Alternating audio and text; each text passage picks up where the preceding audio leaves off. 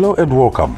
Now, over the past 5 or so years, we have been talking about the emergency of an organization that saw the deterioration of sanitation facilities in the country, owing to aging infrastructure and the growth of urban populations. And they came up with an association that provides mobile toilets to augment local authorities' overstretched facilities at places where large numbers of people gather for various reasons. This Association of Mobile Sanitation, better known as the Zimbabwe Mobile Sanitation Association, ZIMSA, is helping fight the use of undesignated places for answering nature's call, but along the way, they have shown that they also have the potential to create millions of jobs countrywide when people participate in various fields linked to the sanitation sector, and these include those who manufacture chemicals, cleaning implements, toilet paper manufacturers, and those providing honey-sucking rigs, among others. But of late, they started to manufacture mobile toilets using locally available materials, thereby adding to the growth of their industry. So in this special edition of Zimbabwe, the Awakening Giant, we will once again showcase how Zimbabwe has become the continent's innovation hub by turning all the challenges we might be facing into huge business creations. And to talk about how ZIMSA is becoming a giant, we started off by speaking to its Vice President, Max Mataga, who started off by giving us a brief on what his organization is all about and where they aim to go as we look at the provision of clean and affordable sanitary facilities across the board. Kunyanya mu nzvimbo dzakaita sema urban areas ndo patinoona kuti tsvina ikangonzi pese pese inokonzeresa zvinhu zvakawanda, zvingaive zvirwere kana zvakawanda wanda zvinokonzereswa netsvina. Saka takaona isusu kuti mamwe local authorities mu urban setup ari kuita challenges akaita se mamwe matoilets edu amashoma akawaka kudhara, asi population yedu yakaramba ichikura. 2, iwo wacho hatoripo acho. Mukada kuona piping yedu imwe ya old zvekutoti kukloga kwakuita mapipes edu kwawandisa, saka matoilets haachafunctioni zvakanaka. 3, nedzimwe nguva unoona kuti mamwe local authorities anoita challenge yekushaya mvura yakakwana yekuti ishandiswe pai muzvimbudzi zvedu. Saka isi tazviona kudaro kuti challenges aya aripo, takauya neidea yekuti tayo mobile toilets atinoona achishandiswa muma-events anoungana vanhu semichato, serufu, nepamwewo panongoungana vanhu neuwando hwawo kunozoshandisa mobile toilets kana pasina matoilets reticulation aya. Tikati aiwa ngatibatsiranei nemakanzos edu. Donzvo redu isusu rakanangana nawo nedonzvo remukuru wenyika kuti tikwidziridze livelihood yedu, tingati kusvika pavari kuti ku-upper middle income muna 2030. 2, mukada kuona anonzi ma-sustainable development goals aya, pane iripo panumber 6 inodhila nezvesanitation. Zvese zvakanangana nekudini, nekukudziridza utsanana. Saka isusu tiri kufaita mukona yedu kuti tichinge chirwa takatarisana nevision yemukuru wenyika ya 2030 kuri kusanitation. Hapana patingaita upper middle income tine vanhu vari kungoita tsvina pese pese, kana kuti vari kutoshaya kutoti kana inda kuda kuitawo answer to nature call, ndinoendawo papi pane utsanana, pane decency, pane dignity. Muri kubata ma-SDG wayo, muri kubata chinangwa chemukuru wenyika chekuti tisvike pakuti tiri upper middle class economy. Zvii zvimwe zvamaunza zvamunoona nyaya yesanitation yakanangana nemamobile toilets inowa kamicro economy kari kuwakwa pachezvako. Umicro economy wacho hunobva pakudari izvi. 1, takaona kuti mazvimbuzi zvedu zvizhinji, tingangoti most of them taizviimporta, asi pari zvino takagara pasi tikata kuimporta kuyoku. 1, kunoita kuti mari ibude kunze kwenyika. 2, tine vanhu vakaita sevanhu vanoti supply zvinhu zvekushandisa zvekuklinisa mukati, ma-detergents, wachaonawo mabasa. 3 vanhu vakaita sevanotipa wematishu aya. 4 pachimbuzi chega chega roughly tinoda vanhu 4 to 5 pa 1 unit. Saka mabasa ari kucreatwa aya, wangave wakadzi, mayuthi, varume, hachisarudzi kuti unogara kupi. Nyangwe anogara kumisha, kumamisha zvinhu zvinoshanda futiri. Nyangwe anoshandira pakati pesango zvakaita sema-national parks zviyazvi. Hatitodi kukuona uchipinda musango muya uzosangana hako nenyoka dzako, maiwa tichange chine zvimbudzi kwese kwese. Saka hapana pati yeZimbabwe tiri kusarudza. Hongu anenge achidawo kunge achiona vision yedu kuti mabasa ari kucreatwa aya, they are all welcome to join. Iwe kwamataura kwavanogara ikoko ngaauye timudzidzise, aoperatewo, atocreatewo yake employment achikudziridza utsanana wenyika. Saka kana iye akuoperata ari kuma-remote areas kuya kwamataura kuti tinomuda kuti auye, imimi munomumanaja sei? Uyezve anenge achisenzera imimi here kana kuti anenge achizvisenzera? Association kuungana kwema-members. Hapana munhu anoshandira association chayo kuita chaizvo kucoordinata ma-members ayo kuti akwanise kunge achishanda nema-set standards atinoexpecta kuti every other cubicle yatenge tamupa inge ichioperatwa zvine utsanana mukati. Saka vanhu ivavo vanotanga vadzidziswa. Tinozovamonita tema-field officers edu anenge achipota achinomonita kuti vaone kuti hazveshuwa havasi kutobatsiridza here kuti zvirwere zvinge zvichipararira instead of kutozvipreventa. Nokuti zvikasabatwa zvakanaka, nyaya yekutoti muda kupreventa inoguma yaya yekutoti mimi matoma agents ekutospreada utsvina hwacho. Saka ma-members edu ese anojoina tinomatraina kuti vange vachikwanisa basa ravo. Zvinopindika here zvinhu izvi? Zviri practical here zvamuri kutaura? Kunyanya vanonzi vanazozi vamuri kutaura ndo vatakatageta. Kana muchizvitarisisa ndo vane tingati income yepasi, ndo vatoda kuti tisimudzire. Handisi kuti vanaya hativadi futi, tinovada, asi toda kutanga tasimudzira wakanyanyenda pasi waya. Hongu imari inobatika zvachose. Haafanhi kunge akabata mari inoshamisira kwete. Ngauye ataure nesu. Isusu zvatakaita ndezvekuti tiri in association yema-members.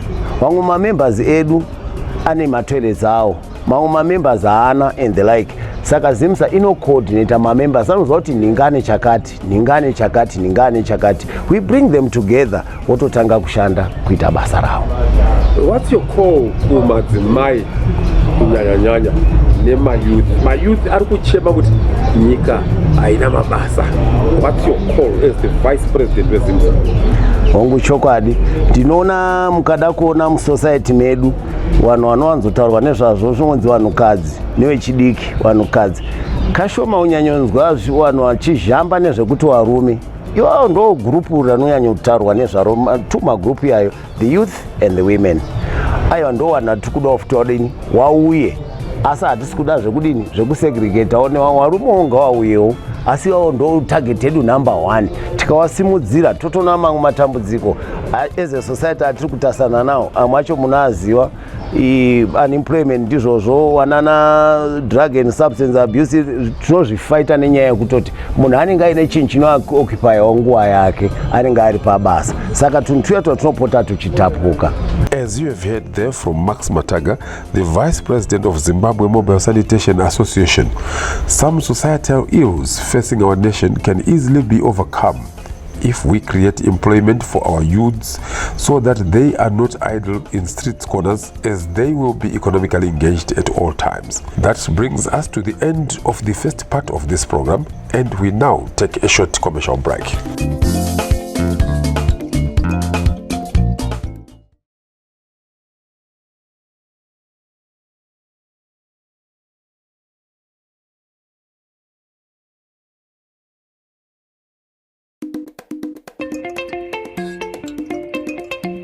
Welcome back. In this exciting edition of your favorite informative as well as educative program, Zimbabwe, the Awakening Giant, we are focusing on keeping our environment clean through the provision of mobile toilets to augment local authorities' efforts to provide ablution facilities to their citizens in their urban centers. While the association responsible for looking after the interests of those in this sector has been in existence for more than 5 years now, they are now proud of the fact that they now have partnered players who are now manufacturing mobile toilets using locally available materials. And we now speak to Boston Muteya, the president of the Zimbabwe Mobile Sanitation Association. Tine zvinhu zvakafana nema-detergents, tine kugadzirwa kwematishu, tine kugadzirwa kwezvimbuzi zvacho. Tozviziva muZimbabwe hapana basa risingakwanisi kubatwa nevana vemuZimbabwe. Zvimbuzi takati takutogadzira tega muno because pachimbuzi hapana chinhu chinonzi hachikwanisike kugadzirika because it's just a shelter necessity, kuti chimbuzi chinzi chiripo. Tikatarisa mobile toilet kuti inzi yakakwana, ishelter, poita door pekuti munhu anozvivharira oita zvaanokwanisa kuita, obudawo zvine decency pakati. Ndambobvunza nini kuti manga muri muchirongwa kwemakore ati kuti ngatichinyatsokunzwisisa naye panyaya yekuti makasvika pekuti maane model toilet yenyu yamuri kuti iyi ndo yataakuti togadzira muno. Zvabva kupi, zvafamba sei, taapapi, taanawo here vana mazvikokota vanogona kutigadzirira chinhu ichocho kusvika chanzi chamira apa? Wangu tine makambani akawanda anokwanisa kugadzira zvimbuzi. Vamwe vanogadzira nefiberglass, vamwe vanogadzira nemaplastic, but emaplastic havasati vane mamolds acho ekuti vakwanise kugadzira emaplastic, asi fiberglass vanogadzira nawo. Isusu mumaguta tiri kukurudzira kuti mushandiswe inonzi chromadeck. Ndofunga mukatarisa muguta maakwaona kuti arimo, ndo atiri kuti ari kugadzirwa munomu, zviri zvimbuzi zvinoonekero zvinoshandisika neuzhinji. Chii chamunyanyofarira pachinhu chenyu chamamodha inini seZimbabwe kutigadzirira Zimbabwe? Isusu chatiri kudada nacho ndechekuti matoilets edu atiri kugadzira munomu asiyana neanobva kunana China kana kunana England, haazere munomu because mukatarisa pese patoti kutoilet industry matoilets, mamobile toilets edu maplastic, but isusu taakushandisa inonzi chromadeck, ndo yatiri kushandisa, ndo iri standard yatiri kuisa mumaguta ese, uyezve iri durable, inogara than maplastic. Kuti vakugadzira imimi matoilets aya zvabatsira sei kubandiko revanhu vanogadzira vacho in terms dzekugadzira kwemabasa nezvizvi, zvabatsira sei kusaidini? Isusu tichitungamira chirongwa chedu cheZimbabwe Mobile Sanitation takanangana nekuvandudzwa kwemabasa. Chinhu chikanzi chagadzirwa muZimbabwe chinoreruka than chinhu chekuti tiri kuimpota from kunze. Mukatarisa kuti toilet ipinde muZimbabwe inogona kuda mari inosvika iyo 1000 something kuti isvike, but muno mukana tichigadzira taakuzvigadzirira tega $700 ndo mari inotarisirwa kunzi tinge tichipedza chimbuzi chedu. It's cheaper than kutora from kunze, uyezve kana zvikanzi zvafa togadzira nekuti ndisu tinenge tatanga kuzvigadzira. Ngatichiendai pane vaya vamataura vemadetergents, vemahanisaka nevechi, muri kuvakurudzira kuti vaite sei? Tinoziva kuti kune vanhu vane zvimota zvavo zvinoita basa rekukura tsvina. Imimi sachairman, sapresident weZIMSA, muri kuvakurudzira kuti vese vane basa rine chekuita nesanitation tinovakurudzira kuti vajoine association, vavandudze maoperations avo uye upfumi hwavo, nekuti basa ratiri kubata harisi basa rinonzi rinopera, ibasa riripo forever. Mapapi vimi nehurumende maererano kuti munge muchikura muchipinda mumaguta ese, zvapo here zvikwanisiro zvokuti ZIMSA ngainge iri pakona yega yega yeZimbabwe? Nehurumende tiri kushanda zvakanaka. Changosara ndechekuti tingosainiranawo ma-MOUs aya nemaguta akasiyana siyana, asi vese vakutoziva kuti ZIMSA iripo pakuisa zvimbuzi all over the country. Ivo vemaguta vanogona kunge vachine kakuzengezeka kufunga kuti tinoshandidzana sei, muri kuda kushanda navo sei kana mashandira maita ma-MOU aya? Inini ndiri kuKaribu. imi mune muri kuharare toilet inenge iri kukariba ZIMSA basa rayo apa nderei council basa rayo nderei isusu seZimbabwe Mobile Sanitation hatisi a profit making organization tiripo pakuspeda chirongwa kuti chinge chichifambira mberi tichikwidziridza utsanana. Saka chiripo ndechekuti kuti vemukariba vawane zvimbuzi zvakakwana. Isu tinongopa dzidziso kuvanhu vekukariba woenda kunosimudzira utsanana wavo vari wokukariba kwavo ikoko. Ndokuti zvinhu zvifambe, because tikada kuti tiite vashandi isusu seZimbabwe Mobile Sanitation zvinogona kutiremera, asi kuti tinodzidzisa vanhu kuti vakwanise kuenda kunozvimiririra vari wega kumaguta kavo. Vanenge vachishandidzana sei necouncil? Tinoona inini ndiri muno muHarare tinoona kuchiitwa macated mouse games aya kuti vanhu vari kudzingirirana zvinhu zviri kutorwa zviri kudii. Vanhu ivo vanenge vachishandidzana sei necouncil? Imimi munenge mushandidzana sei navo? Munovamiririra sei? Nhaurirano dziri papa chii chakakoshera kuti vange vari mamemba eassociation? Isusu tingati takamboita dambudziko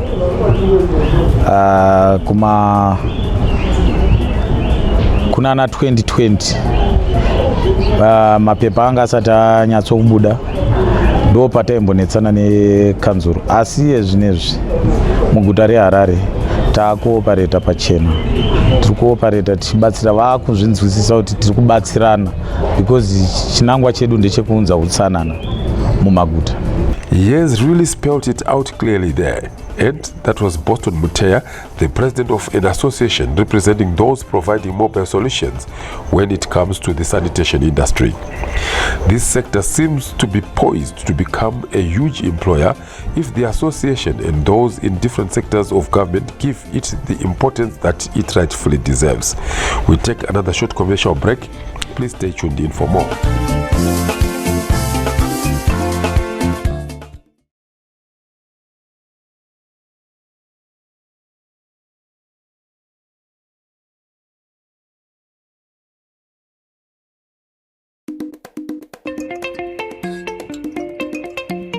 Welcome back. Today we are looking at the solution to the ever-increasing problem of people who are answering to nature's call at the wrong places in our cities, towns and other urban settlements through the provision of mobile toilets that will come in handy during water shortages and will augment the overstretched council toilets in many centers. Government, through the Ministry of Health and Child Welfare, has given the nod for the implementation of this program across the country, and Boston continues with his talk on the implementation of this program. And we catch him as he comments on how the powers that be could help by enforcing the law, relieving oneself at undesignated points. Mutemo uripo tiri pakutaurirana nemapurisa because takatozviona kuti tishande tingawandudze zvimbuzi, asi kana vanhu vasingasungwe kuti vari kuitira pese pese togona kutadza kubata chirongwa chedu zvatiri kutarisira. Asi tikashandidzana pamwe chete nemapurisa, mapurisa achibatawo vanhu vati isusu zvimbuzi tichivapa, vanhu vanenge vane kodzero dzekusungwa nekuti zvimbuzi zviripo.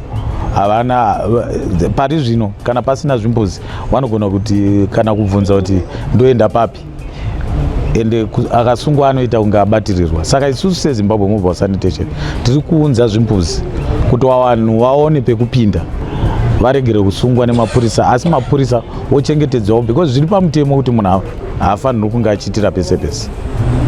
Ngatichitarisai nhasi taona imimi muine kufamba kwamanga muchiita tingati pachirungu tour. Ndivanani vanga vakutsikai uye zvauya sei kuti vakutsikei? Isu takutarisira kunoisa zvimbuzi muguta reBulawayo. Maofficials ekuBulawayo ndo ativhakachira vachida kunyatsonzwisisa kuti zvinoshanda sei. Ndo vatanga tichitenderera navo muguta tichivaratidza kuti zvinofamba sei uyezve zvakanakira chii kuva nemamobile toilets kuti anga achibatsira kuchengetedza utsanana mumaguta. Maonero enyu imimi vazvitambira sei? Maonero angu vanenge mibvunzo yaita mishoma vanenge vagutsikana nezvatiri kuita. Saka chicha mungade kutaura kuvanhu vari kunze, vana mafema vari kunze kunana mataga vari kunze, kuti chinhu ichi chakanaka here kuti tijoine kana kuti chinhu chokuti muri kungoitawo kuti murarame? Isusu nyaya iripo ndeyekuti tiri kukurudzira vana vemuzimbabwe kuti vanzwisise chirongwa kuti tiri kuunza kuvandudzwa kwemabasa. Mabasa atiri kuita haasi madhiri, hazvisungise kuunza utsanana muguta, but pamunonzwa tiri kutaura nyaya yamapepa tinongokumbirawo authority yekuti tikwanise kunge tichioperata mumaguta, asi hazvisungise kuunza utsanana munharaunda. Saka tinokurudzira vanhu vese kuti zvatiri kuita hazvisi zvisiri pamutemo, tiri kuita zviri pamutemo uyezve zvichiraramisa vanhu. Saka tinokurudzira vanhu vese vari interested kuti vauye tichenese nyika. Tinonzwa president wedu achiti nyika inovakwa nevene vayo. Ndamonzwa mutaura nyaya yekuti tine mabiochemists, tine vanosunga mitsvairo chaichaiwo, mai vavo vari kunyanga uko vanotoenda mubani kunodzura mitsvairo vachisunga but havana maketi. Asi imi muri kuti matoya nematoilets akuda kuti munoda kutsvairwa, nyika inovakwa nevene vayo. Muri kubatanidza sei mashoko aya nechinhu chamuri kugadzira nyika? Mukatarisa chirongwa chedu chinobata all economic sectors, hapana pachisingabati. Chinhu chinonzi chimbuzi, upenyu. Patakagara panapa, chimbuzi ndo chinhu chatinovhakachira zvakanyanya kupfuura kwese kunotengeswa. So isusu tiri kutaura kuti senyika we are looking at kuti nyika yedu iwe napa middle class by 2030 we must improve kusanitation. Hapana nyika inovhakachirwa ine vanhu vanoshandisa sango pakuzvibatsira. Saka tiri kuti ngatibatanei pachirongwa tiunze kudziridzo yenyika yedu. Mayuthi mazhinji ndiri kuvanzwa vari kuchema zvangu manene ndichifamba vachiti munyika muna mabasa, asi mimi muri kuti yaitibatane munawo here mabasa emamuteya, and in what numbers? Zvatiri kutaura isu tiri kutaura chinhu chinokwanisa kuraramisa vanhu. Project yatiri kuita it's a self-sustainable project, isingadi capital yakanyanya kuti ukwane muchirongwa. Unogona kutanga as a worker, and isusu chinangwa chedu ndechekuti unogona kutanga semushandi woenda pastage yekuti wakuzviitirawo wega. Ndo kuyambutsana kwatiri kuita, ndo donzvo ratakanangana naro rekusimudzira kurarama kwevanhu nemabasa. Asked to give us rough figures according to the association's projections on the number of jobs they look forward to creating in about 5 years' time, the Vice President of the Mobile Sanitation Association, Max Mataga, said, One unit kutinge iri fully operational zvakanaka. Remember, vanhu kana vachishanda vanozoita marotation ekutoti munhu haramba achishanda muchokocho ada kuzombozororawo zvichidaro. Saka one unit generally ndingangoda vanhu about 5 to 6 tozwa kuti unity it's well manned zvakanaka. Saka depending nekuti response yesociety changa yakaita sei. Remember, it's a new concept, haingotange nekubva yadini yaita mukurumbira ipapo. Projection yenyu muri kutarisira kuti kana muri pa peak munenge mune ma units mangani, then we multiply that by 5 or 6? To be honest, it's about 1 million countrywide when it's fully fledged. Ndo target yedu chai 1 million units. Saka hapasi pekutamba napo. Ukada kuita in terms of employment creation, tikada kuona kuti even wana wasiri pabasa izvinezvi ngatitiita manager ngoti vanhu 1 million wacho iwawo wapinda pamabasa, but hazvii zvinhu zvinoitika over 1 or 2 years. Projection iri up to 6 to 7 years iyoyo zvaitika zvazvo. You can imagine kuti where will we be. Saka hongu ndo maitaura anenge angoita izvinezvi, but 1 million in about 5 to 6 years is our projection. The leaders of the association representing mobile sanitation players seem to be very confident of the imminent growth of their sector, eyeing the creation of an average of 1 million jobs in the next 5 or so years, meaning a huge contribution to the growth of our national economy. We hope you have been inspired by these gentlemen. So until next time, same place, same station, pleasant viewing.